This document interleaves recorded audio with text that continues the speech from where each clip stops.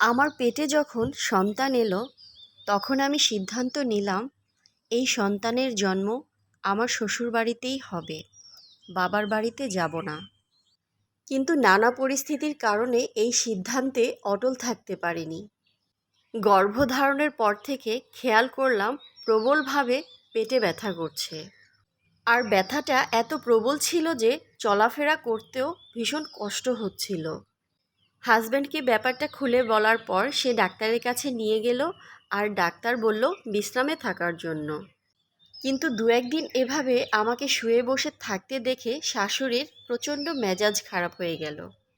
এরপর শাশুড়ি রুমে এসে বিরক্তি ভরা কণ্ঠে কাটা কাটা ভাবে জবাব দিল, সন্তান তো আমিও ধারণ করেছি, তোমার মতো এভাবে শুয়ে বসে থাকিনি, এসব ঢং বাদ দাও।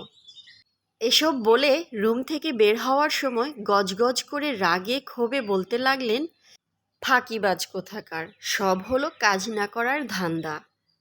অবশেষে ডাক্তারের কথা আর শোনা হলো না। প্রবল পেটের ব্যথা নিয়েই সংসারের কাজ করতে লাগলাম।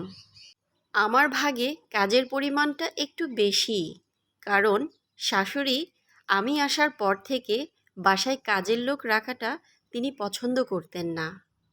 আমার স্বামী ব্যবসায়ী, কিন্তু তখন তার ব্যবসাটা খারাপ যাচ্ছিল, তাই আগের মতো সংসারে খরচ করতে পারছিল না।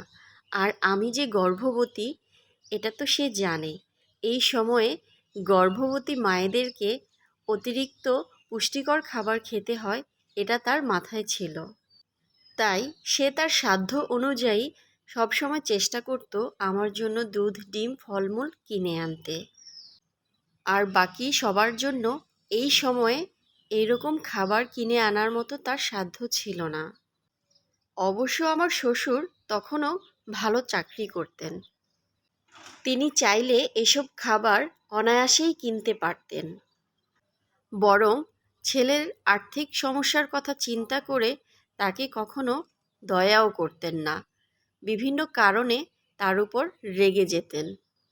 আমাকে শুনিয়ে শুনিয়ে একদিন তো আমার স্বামীকে বলেই ফেললেন, তোকে জন্ম দিয়েছি, আদর করে যত্ন করে লালন পালন করেছি, বড় করেছি, আজ তুই আমাদেরকে দুধ, ডিম, ফলমূল না খাইয়ে পরের বাড়ির মেয়েকে এনে খাওয়াচ্ছিস। আর সাথে সাথেই শাশুড়ি মা বলে উঠল, এখন তো সে বউ পেয়েছে, এখন কি আর বাবা মায়ের কথা মনে থাকবে? শ্বশুর আবার বলে উঠল, কী রে নিমকহারাম ছেলে, তুই এত নিচে নামলি কি করে? এই কথা শুনে আমার হাজব্যান্ড অশ্রুসিক্ত নয়নে তাদের দিকে তাকিয়ে বলল, বাবা, এখন তো আমার ব্যবসায় মন্দা চলছে, আর কিছু দিন গেলে যখন ব্যবসাটা আগের মতো স্বাভাবিক হয়ে যাবে তখন আমি তোমাদেরকেও এভাবে ফলমূল কিনে এনে খাওয়াবো। ওর শরীরটা এখন ভালো না, ডাক্তার বলেছে ওকে পুষ্টিকর খাবার খাওয়াতে, সেজন্যই ওকে এনে এভাবে খাওয়াই।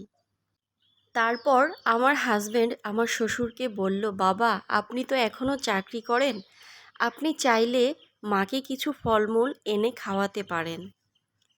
তখন আমার শ্বশুর সজোরে এক ধমক দিয়ে বললেন, চুপ থাক বেয়াদব, তোর কাছ থেকে এখন আমাকে এগুলোও শিখতে হবে? বউয়ের গোলাম হয়ে গেছিস, চোখে তো কিছু দেখতেই পাস না।